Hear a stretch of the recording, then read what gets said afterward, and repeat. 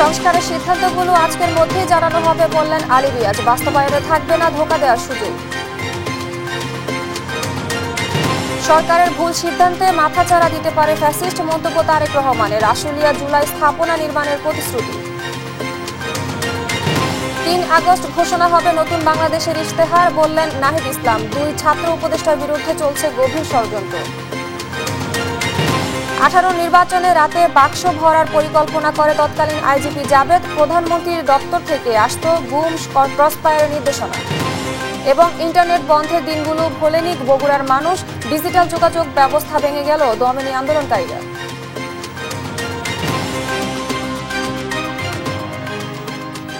দেখছিলেন শিরোনাম সংবাদ সকালের সঙ্গে আছি আমি স্নিগ্ধা খান। এবার বিস্তারিত। পরবর্তী সংসদের মাধ্যমে সংস্কার বাস্তবায়ন হবে বলছে বিএনপি। ঐকমত্য কমিশনের আলোচনায় দলটির স্থায়ী কমিটির সদস্য সালাউদ্দিন আহমদ বলেছেন, সবার স্বাক্ষর থাকবে, তাই এ দিয়ে ধোঁকা দেওয়ার সুযোগ থাকবে না।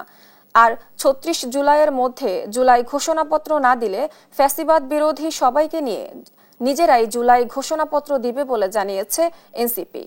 এদিকে সংস্কার নিয়ে সিদ্ধান্তগুলোকে বৃহস্পতিবারের মধ্যেই অবহিত করা সম্ভব হবে বলে জানান কমিশনের সহসভাপতি অধ্যাপক আলী রিয়াজ। তাইফুর রহমান তুহিনের প্রতিবেদন, জানাচ্ছেন মোহাম্মদ আলাউদ্দিন।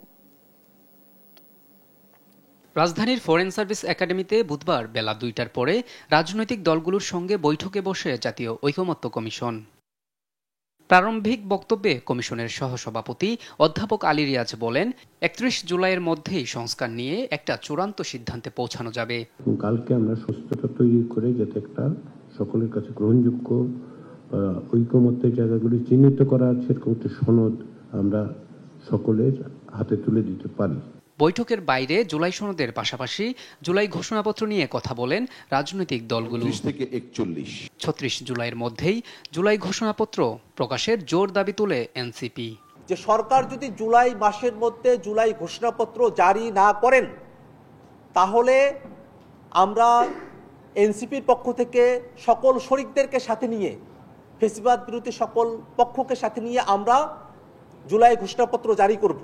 আর জামায়াত ইসলামী চাই জুলাই সনদকে আইনি ভিত্তি দিতে। জুলাই ঘোষণাপত্র নিয়েও কথা বলে দলটি। যে কটা প্রক্রিয়া আলোচনা হচ্ছে, আরেকটা হলো এলএফওর মতো করে লিগ্যাল ফ্রেমওয়ার্ক অর্ডার, যা নাকি 1970 সালে জারি হয়েছিল, এই সিস্টেমেও আনা যায়। তো জাতীয় সনদ যেটা, সেটা তো আমাদের এই মিটিংয়ের আউটকাম। ওনারা বলছেন যে এটা ওনারা ঠিক করবেন এবং আমাদের কাছে একটা রাফ কাগজও পাঠিয়ে যাচ্ছে। বিএনপির স্থায়ী কমিটির সদস্য সালাউদ্দিন আহমেদ জানান, জুলাই সনদে সবার স্বাক্ষর থাকবে, পরবর্তী সংসদের মাধ্যমে তা বাস্তবায়িত হবে। এটি নিয়ে ধোঁকা দেওয়ার সাহস কোনো রাজনৈতিক দলের থাকবে না। এখানে যে কোনো আইন যদি পার্লামেন্টে জনবিরুদ্ধে হয়, জনগণের বিপক্ষে যে কোনো রকম অ্যামেন্ডমেন্ট যদি কনস্টিটিউশন আসে, সেটা যাবে সরাসরি সুপ্রিম কোর্টের কাছে, যে কেউ রিড করতে পারবে পাবলিক ইন্টারেস্টে। 22তম বৈঠকে সংসদে নারীর ক্ষমতায়ন নিয়ে নোট অফ ডিসেন্ট সহ ঐকমত্যে পৌঁছে রাজনৈতিক দলগুলো। মোহাম্মদ আলাউদ্দিন, দেশ টিভি, ঢাকা। ফ্যাসিবাদী অপশক্তি রাষ্ট্র রাজনীতিতে পুনর্বাসিত হতে ওত পেতে আছে। সরকারের ভুল সিদ্ধান্ত দেশের গণতন্ত্রে উত্তরণের যাত্রাপথকে সংকটে ফেলে দিবে বলে মন্তব্য করেছেন বিএনপির ভারপ্রাপ্ত চেয়ারম্যান তারেক রহমান। বলেছেন, প্রতিটি নাগরিকের মত প্রকাশ নিশ্চিত করতেই নির্বাচনকে অগ্রাধিকার দেয় বিএনপি। বিস্তারিত সাইফুল রিপনের প্রতিবেদনে। শ্রমিক ছাত্র জনতার অভ্যুত্থান 2024, নারকীয় আশুলিয়া স্মরণে প্রতিবাদ সভা। 5 আগস্ট আলামত গায়েব করতে অভ্যুত্থানে শহীদদের মৃতদেহে আইন শৃঙ্খলা বাহিনীর আগুন দেয়ার নারকীয়তার বিভৎস স্মৃতি উঠে আসে মঞ্চের এক পাশে। অভ্যুত্থানে শহীদদের স্মৃতি স্মরণ করে কান্নায় ভেঙে পড়েন স্বজনরা। দাবি করেন শেখ হাসিনা সহ গণহত্যায় জড়িত সকলের বিচার।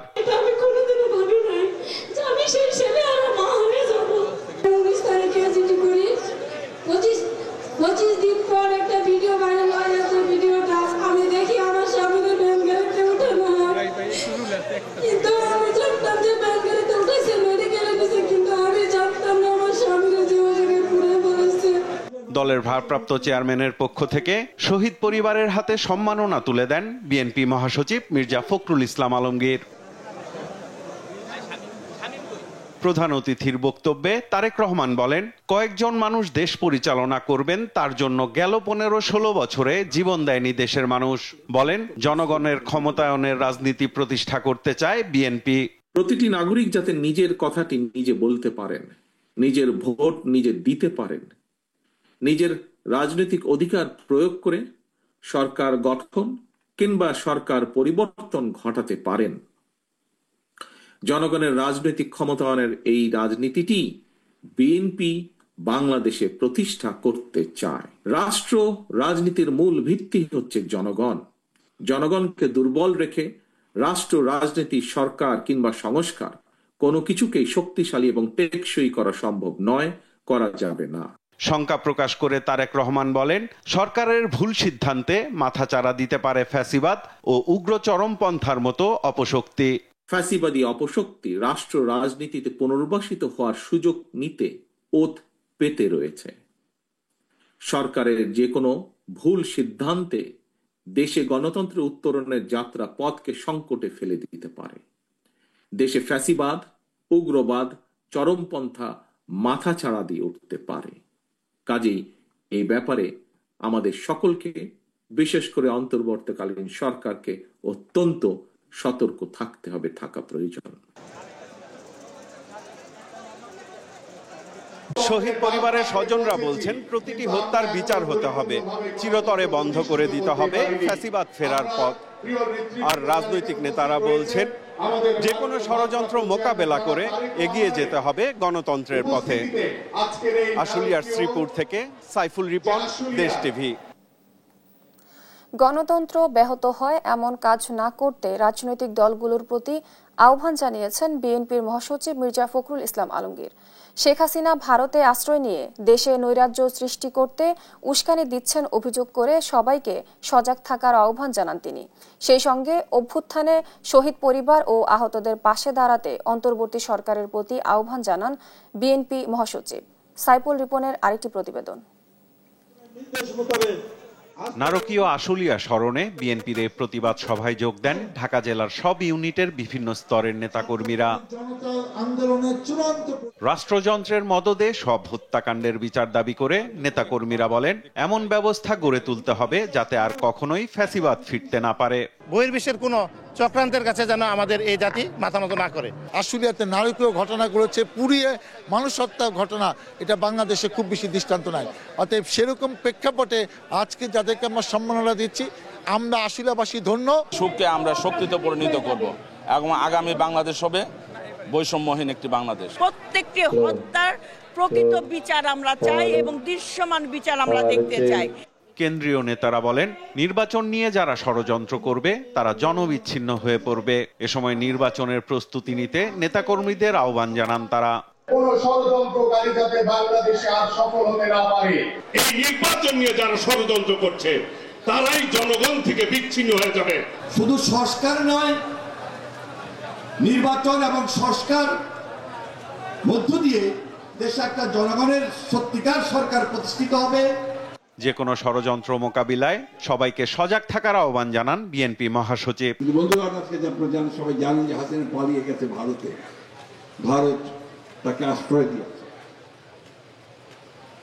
আপনারা দেখেছেন যে সেখান থেকে সে বিভিন্ন অডিও ভার্সনে, কথায়, ভিডিওতে এখানে আবার বাংলাদেশে নৈরাজ্য সৃষ্টি করবার জন্য বিভিন্ন রকম সেই প্রভোকেশন, উত্তেজনা ছড়ানোর চেষ্টা করছে এবং তারা এর মধ্যে চেষ্টা করেওছে। গোপালগঞ্জে ইতিমধ্যে তারা সেই অবস্থা তৈরি করেছে। বন্ধুগণ, এই কথাগুলো বলছি এই জন্যে যে একটা জাতিকে তার নিজের দেশকে রক্ষা করার জন্য, জাতিকে রক্ষা করার জন্য তাদের নিজেকে প্রত্যেককে সজাগ হয়ে থাকতে হবে। মতবিরোধ মিটিয়ে রাজনৈতিক দলগুলোকে গণতান্ত্রিক ব্যবস্থায় ফেরার আহ্বানও জানান মির্জা ফখরুল ইসলাম আলমগীর। আজকে অনেক অনেক কথা হচ্ছে, রাজনৈতিক বাদানুবাদ হচ্ছে, হবেই, গণতন্ত্রের সেটা স্বাভাবিক, কিন্তু এমন কোনো কিছু করবেন না যাতে আবার গণতন্ত্র ব্যাহত হয়। রাজনৈতিক দলগুলোর কাছে আমাদের সেটাই আহ্বান থাকবে। এদিন আন্তরিকভাবে গণ অভ্যুত্থানে শহীদ পরিবার ও আহতদের পাশে দাঁড়াতে সরকারের প্রতি আহ্বান জানান বিএনপি মহাসচিব। আমি এই সরকারকে আহ্বান জানাবো। সাইফুল রিপন, দেশ টিভি, ঢাকা। বিএনপির ভাইস চেয়ারম্যান আব্দুল আউয়াল মিন্টু বলেছেন, আগামী সংসদ নির্বাচনে অংশ নেবেন দলের চেয়ারপারসন বেগম খালেদা জিয়া। তিনি এখন সুস্থ আছেন। বুধবার দুপুরে ফেনীতে একটি অনুষ্ঠানে অংশ নিয়ে সাংবাদিকদের প্রশ্নের জবাবে এ কথা বলেন আব্দুল আউয়াল মিন্টু। সুষ্ঠু নির্বাচন হলে বিএনপি জয়লাভ করবে উল্লেখ করে তিনি বলেন, ফেব্রুয়ারিতে প্রথম সপ্তাহের মধ্যে নির্বাচনের প্রতিশ্রুতিতে দলের আস্থা রয়েছে।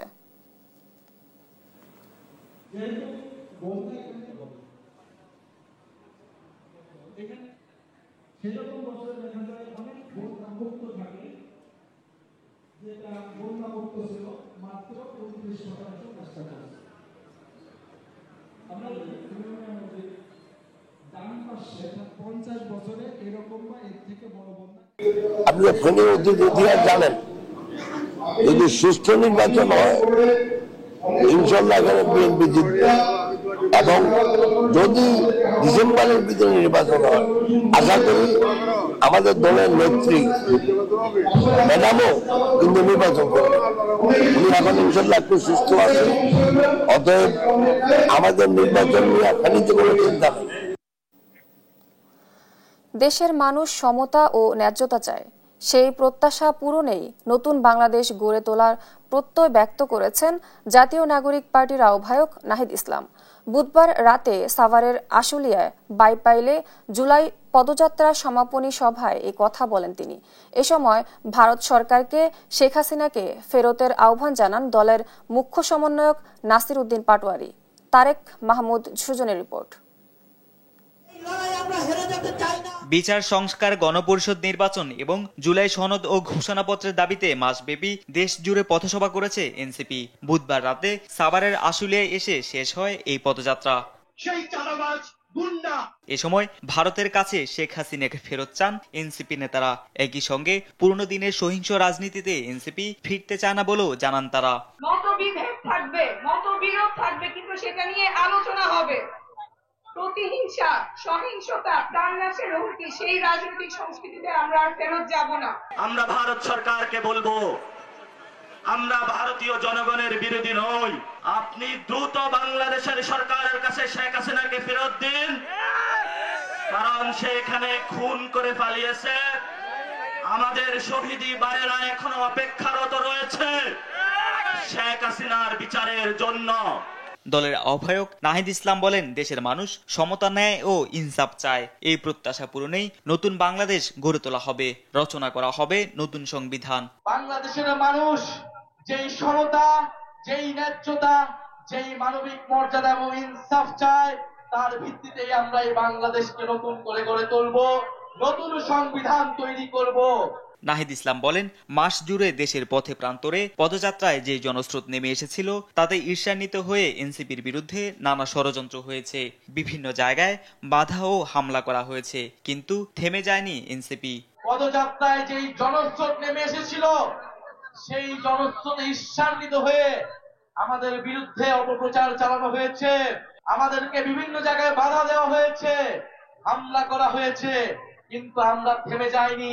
জুলাই পদযাত্রা শেষে বুধবার রাতে রাজধানীর বাংলা মোটর কেন্দ্রীয় কার্যালয়ে পৌঁছালে নেতাদের ফুল দিয়ে বরণ করে নেয় ঢাকা মহানগরের নেতাকর্মীরা। তারেক মাহমুদ সুজন, দেশ টিভি, ঢাকা।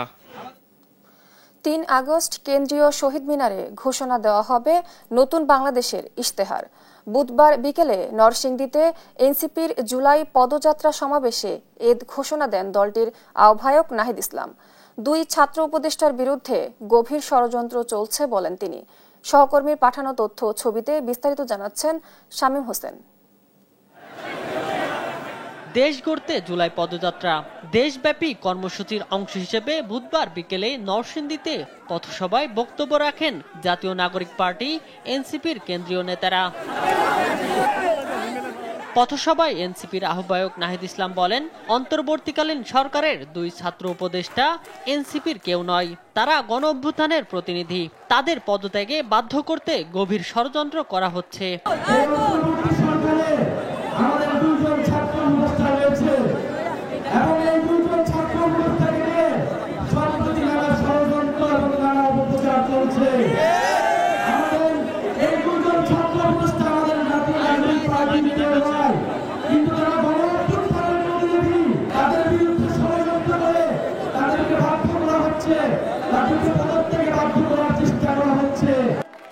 জুলাই পদযাত্রায় হামলা ও বাধা সৃষ্টি করে এনসিপিকে থামানো যাবে না বলে আশা প্রকাশ করেন নাহিদ। বলেন, দেশের জনগণ সঙ্গে আছে, আগামী নির্বাচনে এনসিপি জয়লাভ করবে।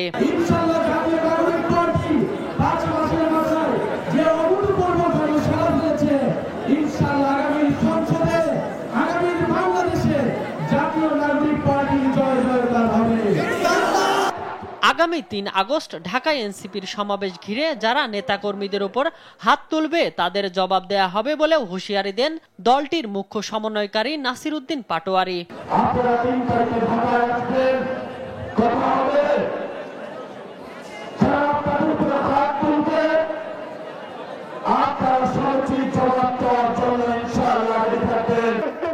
নতুন বাংলাদেশ গড়তে ২৪-এর ছাত্র জনতার আন্দোলনে অংশ নেয়া বিএনপি, জামাত সহ অন্যান্য দলগুলোকে আবার ঐক্যবদ্ধ হওয়ার আহ্বান জানান নেতারা।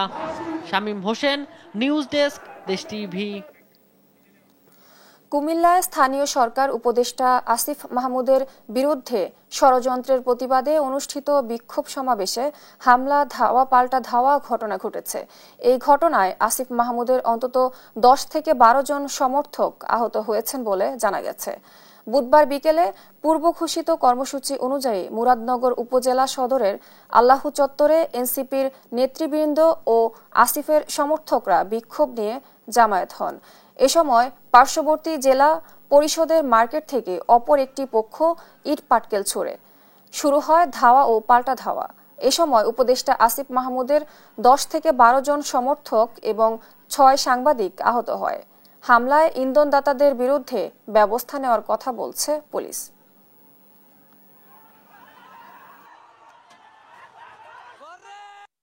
এনসিপির একটা প্রোগ্রাম ছিল, এখানে মিছিল একটা করার কথা ছিল, ওরা লিখিতভাবে আমাদেরকে ইনফর্ম করেছে বিষয়টা, তো সেই অনুযায়ী ওরা ওদের প্রোগ্রাম শুরু করছে। কিন্তু আমরা আমাদের গোপন তথ্যে জানতে পারছি বিএনপির একটা প্রোগ্রাম হওয়ার কথা, যদিও তারা আমাদেরকে অফিসিয়ালি সেটা ইনফর্ম করে নাই। তো আমরা জানার পরে আমরা এই দুটো বিষয় যেন কোনো প্রবলেম ক্রিয়েট না হয়, আমরা দুনো পক্ষের সাথে কথা বলেছি, চেষ্টাও করেছি। পরবর্তীতে আপনারা সবাই জানেন যে এনসিপি যখন মিছিলটা করে দেওয়া ছিল, মানে তারা চলে যাচ্ছিল, ঠিক এই সময় পিছন দিক থেকে আসলে ঠিক ওইভাবে আমরা আইডেন্টিফাই করতে পারি নাই, কিছু লোকের উস্কানিতে পরে দুই পক্ষের মধ্যে ধাওয়া এবং পাল্টা দেওয়া হয়। ধাওয়া পাল্টা দেওয়া হয়েছে। এখন এটা আসলে অ্যাকচুয়ালি কাদের কারণে হয়েছে এটা আমরা পরবর্তীতে তদন্ত করলে বা তথ্য কালেকশন করলে আমরা জানতে পারবো। ২০১৮ সালের নির্বাচনে রাতেই ব্যালট বাক্স ভরে রাখার পরিকল্পনা ছিল তৎকালীন আইজিপি জাবেদ পাটোয়ারির। পরে তা বাস্তবায়ন করে আওয়ামী লীগ। সাবেক আরেক আইজিপি চৌধুরী আব্দুল্লাহ আল মামুনের জবানবন্দির নথিতে উঠে এসেছে এমন চাঞ্চল্যকর তথ্য। বলেন, গুম, ক্রসফায়ারের নির্দেশনা আসত প্রধানমন্ত্রীর দপ্তর থেকে। বিস্তারিত প্রতিবেদনে। রাজসাক্ষী সাবেক আইজিপি চৌধুরী আব্দুল্লাহ আল মামুনের জবানবন্দিতে উঠে এসেছে ২০১৮ সালের নির্বাচনে রাতে ব্যালট বক্স ভরে রাখার পরিকল্পনা কার। মার্চ মাসে সিএমএম আদালতে দেয়া জবানবন্দিতে তিনি বলেন, ২০১৮ সালের নির্বাচনে রাতেই ব্যালট বক্স ভরে রাখার আইডিয়া ছিল তৎকালীন আইজিপি জাবেদ পাটোয়ারির। সরকারের পক্ষ থেকে দেয়া হয় মাঠ পর্যায়ে বাস্তবায়নের নির্দেশনা। বাস্তবায়নে ও সহায়তায় যুক্ত করা হয় ডিসি, ইউএনও, এসিল্যান্ড, পুলিশ সহ অন্যান্য সরকারি কর্মকর্তাদের। আর এর রাজনৈতিক ক্ষেত্রে ভালো ভূমিকা রাখা পুলিশ কর্মকর্তাদের মিলত বিপিএম, পিপিএম পদক। জবানবন্দিতে চৌধুরী আব্দুল্লাহ আল মামুন বলেন, গুম, নির্যাতন, ক্রসফায়ারের সিরিয়াস নির্দেশনা আসত প্রধানমন্ত্রীর দপ্তর থেকে। নির্দেশনা দিতেন সামরিক উপদেষ্টা তারিক সিদ্দিকীও।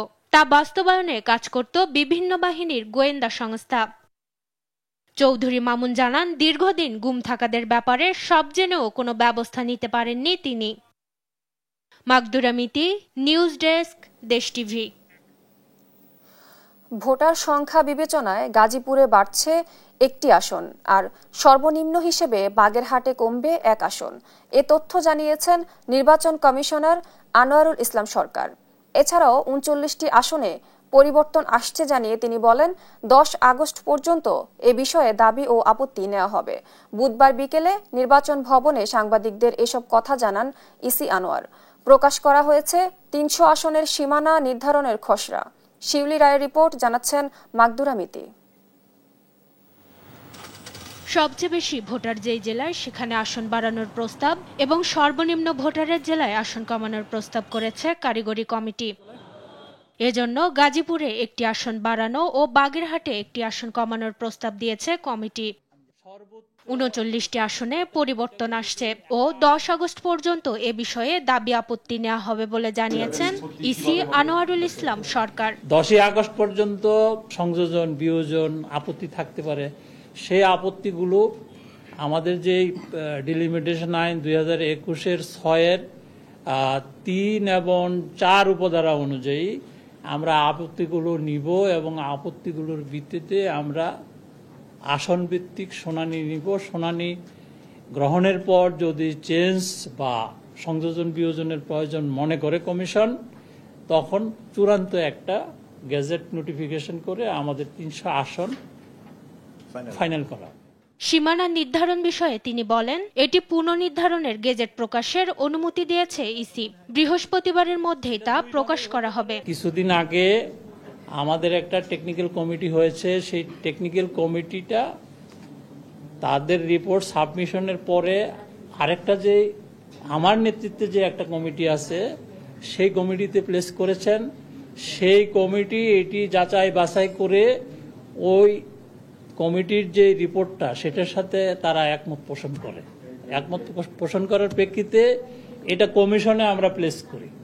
কমিশন সেটা অনুমোদন দিয়েছেন এবং আশা রাখি আমরা যে আর আগামী দিন এটি গেজেট আকারে খসড়া আকারে প্রকাশ। 250-এর কাছাকাছি জেলার সীমানা পুনর্নির্ধারণে আবেদন ছিল না, তাই এসব জায়গায় পরিবর্তন করা হয়নি বলেও জানান আনোয়ারুল। এদিকে বুধবার বিকেলে নির্বাচন কমিশনে এসে সিইসির সঙ্গে প্রবাসী ভোটারদের ভোটাধিকার নিশ্চিত করা এবং ভোটিং পদ্ধতির বিষয়ে আলোচনা করেন এনসিপির 3 সদস্যের প্রতিনিধি দল। নির্বাচন কমিশন যেন প্রতি 2 সপ্তাহ অন্তর অন্তর অনলাইন ব্রিফিং করেন, যে অনলাইন ব্রিফিং এর মাধ্যমে তারা আপডেট জানান যে প্রবাসীদের যে ভোটাধিকার সেটা নিশ্চিত করার জন্য তারা কি পদক্ষেপ গ্রহণ করেছেন, প্রবাসীরা এই ক্ষেত্রে কি কাজ করতে পারে এবং কখন কোন প্রোগ্রেসটা হচ্ছে সেটা যেন তারা সাথে সাথে জানতে পারে। মাগদুরা মিতি, দেশ টিভি, ঢাকা। গভীর সমুদ্রে মাছ আহরণ কার্যক্রম জোরদার করতে এবং প্রাণী সম্পদ খাতকে আধুনিকায়নের জন্য মৎস্য ও প্রাণী সম্পদ মন্ত্রণালয়কে নির্দেশ দিয়েছেন প্রধান উপদেষ্টা ডক্টর মোহাম্মদ ইউনূস। বুধবার সন্ধ্যায় রাষ্ট্রীয় অতিথি ভবন যমুনায় মৎস্য ও প্রাণী সম্পদ মন্ত্রণালয়ের কর্মকর্তাদের সঙ্গে বৈঠকে এই নির্দেশনা দেন প্রধান উপদেষ্টা। এ খাতে বিশাল সম্ভাবনা থাকলেও বাংলাদেশ এখনও তা পুরোপুরি কাজে লাগাতে পারেনি বলেও মন্তব্য করেন তিনি। বৈঠকে সমুদ্রে মাছ ধরার অঞ্চল চিহ্নিতে বঙ্গোপসাগরের সুষ্ঠু জরিপ পরিচালনার উপর গুরুত্বারোপ করেন প্রধান উপদেষ্টা। প্রয়োজনে জাপান ও থাইল্যান্ডের সহায়তা নেওয়ার কথা বলেন তিনি।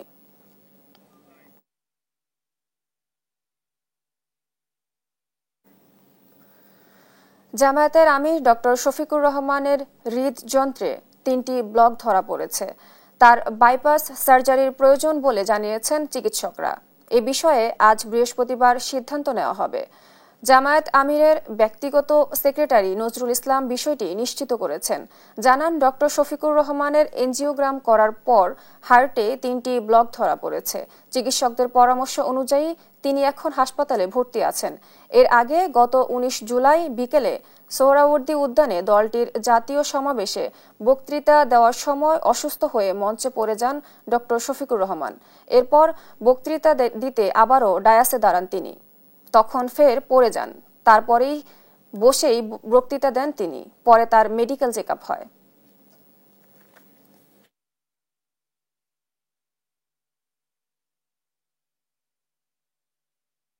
রাষ্ট্র মেরামতে জুলাই গণ অভ্যুত্থানের সময় ও পরবর্তী দেশের মানুষের এমন ত্যাগ আগে কখনো দেখা যায়নি বলে মন্তব্য করেছেন আইন উপদেষ্টা আসিফ নজরুল। বুধবার বিচার প্রশাসন প্রশিক্ষণ ইনস্টিটিউটে সরকারি অ্যাটর্নি সার্ভিস অধ্যাদেশের খসড়া উপস্থাপন ও মতবিনিময় সভায় তিনি একথা বলেন। এ সময় শিল্প উপদেষ্টা আদিলুর রহমান বলেন, এই অধ্যাদেশের মাধ্যমে মুজিববাদী ধারার অবসান হবে। এছাড়াও অ্যাটর্নি জেনারেল নিয়োগ প্রক্রিয়া নিয়ে বিভিন্ন পরামর্শ দেন উপস্থিত বক্তারা। বিস্তারিত মোহাম্মদ আলাউদ্দিনের রিপোর্ট। রাষ্ট্র মেরামতের বাতাস দেশের আইন অঙ্গনেও বইছে। এরই অংশ হিসেবে বুধবার রাজধানীর বিচার প্রশাসন প্রশিক্ষণ ইনস্টিটিউটে সরকারি অ্যাটর্নি সার্ভিস অধ্যাদেশের খসড়া উপস্থাপন ও মতবিনিময় সভা অনুষ্ঠিত হয়। এ সময় দেশের বিভিন্ন কোর্টে অ্যাটর্নি জেনারেলের নিয়োগ প্রক্রিয়া নিয়ে পরামর্শ দেন উপস্থিত আইনজীবীরা। So that the new law is implemented to its fullest. Let the government decide on policy matters that when they will implement. সেবার একটা অ্যাটর্নি সার্ভিস কমিশন রাখতে হবে। আমাদের কনস্টিটিউশনে বলা আছে বিচারকগণ দায়িত্ব পালনের ক্ষেত্রে স্বাধীন থাকবেন, ঠিক একইভাবে অ্যাটর্নি সার্ভিসে নিযুক্ত কর্মকর্তা কর্মচারীগণ দায়িত্ব পালনের ক্ষেত্রে স্বাধীন থাকতে হবে। আর এই অধ্যাদেশের মাধ্যমে দেশের আইন অঙ্গন মুজিববাদী ধারা থেকে বেরিয়ে আসতে পারবে বলে মত দেন শিল্প উপদেষ্টা আদিলুর রহমান। বিচার ব্যবস্থা তার সেই ভেঙে পড়া অবস্থা থেকে বের হয়ে আসতে পারে এবং সেখানে স্বাধীনভাবে প্রসিকিউশন নিয়ে যারা কাজ করবেন প্রসিকিউশন জুলাই অভ্যুত্থান এবং পরবর্তী সময়ে রাষ্ট্র সংস্কারে এত ত্যাগ দেশের মানুষ আগে কখনো করেনি উল্লেখ করে আইন উপদেষ্টা আসিফ নজরুল বলেন, দেশ সংস্কারে এখনই উপযুক্ত সময়। এত কষ্ট এত ত্যাগ কখনোই বাংলাদেশের মানুষ কোনো সংস্কারের জন্য বা রাষ্ট্র মেরামতের জন্য কখনো করে নাই। আমাদের যে একটু সুশাসন প্রতিষ্ঠা মানবাধিকার প্রতিষ্ঠার যে সুযোগ এসেছে, এবার যদি আমরা সেই সুযোগটা মিস করি আমার মনে হয় আগামী কয়েক দশকে আমরা এই সুযোগ পাবো না। সভায় নিম্ন আদালতে সরকারি আইনজীবীদের বিরুদ্ধে ওঠা নানা অভিযোগ তুলে ধরেন আইন উপদেষ্টা। মোহাম্মদ আলাউদ্দিন, দেশ টিভি, ঢাকা। যুবলীগ নেতা থেকে বিএনপি নেতা বনে যাওয়া শুটার জাকিরের চাঁদাবাজি নিয়ে দেশ টিভিতে প্রচারিত সংবাদটি নজরে এসেছে চিফ মেট্রোপলিটন ম্যাজিস্ট্রেট আদালতের। বিষয়টি তদন্ত করে আগামী 7 দিনের মধ্যে আদালতে প্রতিবেদন দাখিলের আদেশও দেওয়া হয়েছে। বিষয়টি আমলযোগ্য অপরাধ বলেও উল্লেখ করা হয় এই আদেশে। M A আজিমের report. বর্তমানে পল্লবীতে বিএনপির মিছিল সমাবেশের সম্মুখ সারিতে থাকা যুবলীগ নেতা শুটার জাকিরকে নিয়ে সম্প্রতি দেশ টিভিতে প্রচারিত হয় অনুসন্ধানী সংবাদ।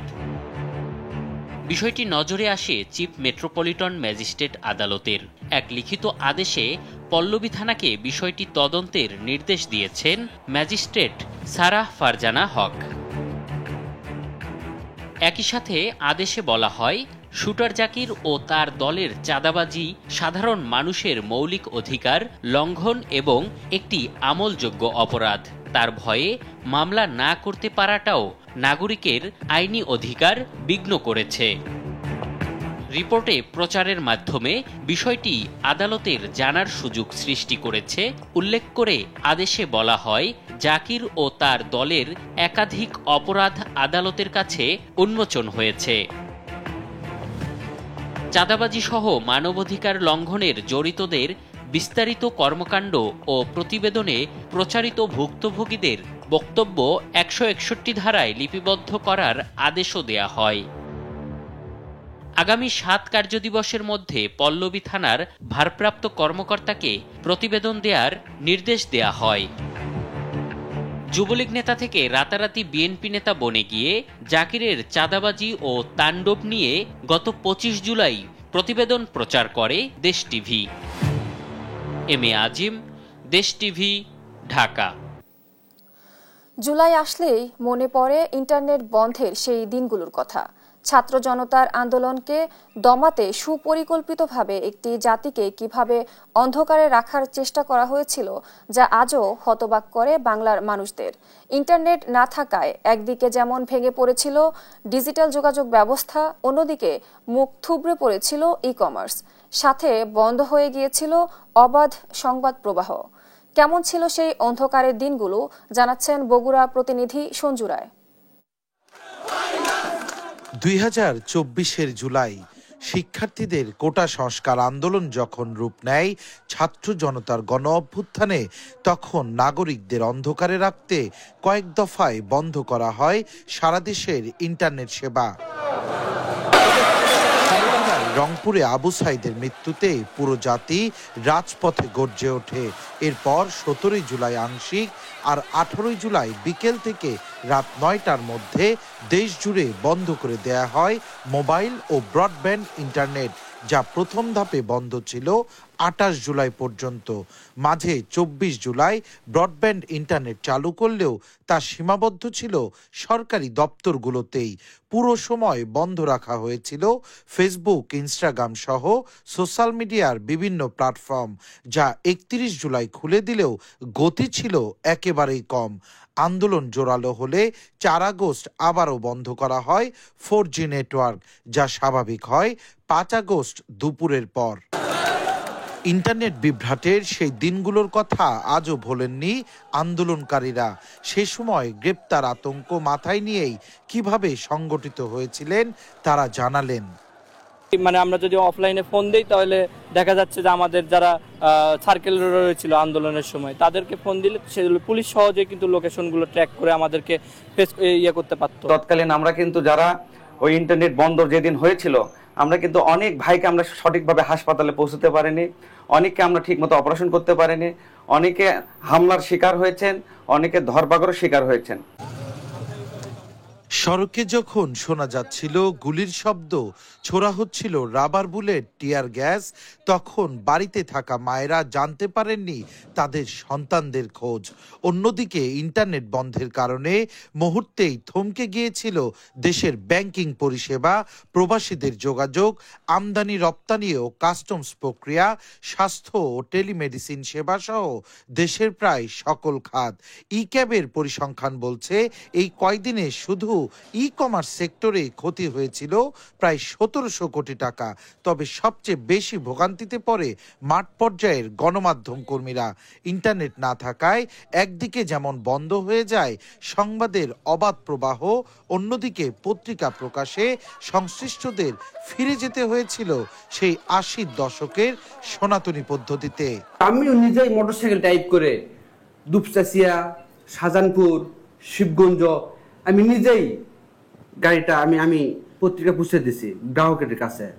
আর আমরা চাই না এরকম ঘুম থেকে উঠে যেন আমরা শুনি না মানে আমাদের ইন্টারনেটটা বন্ধ হয়ে গেছে। সরকার ইন্টারনেট বন্ধ করেনি, এমনিতেই বন্ধ হয়ে গেছে। তৎকালীন দায়িত্বপ্রাপ্ত মন্ত্রীর এমন বক্তব্য আজও মানুষের মনে জন্ম দেয় ক্ষোভ আর ঘৃণার।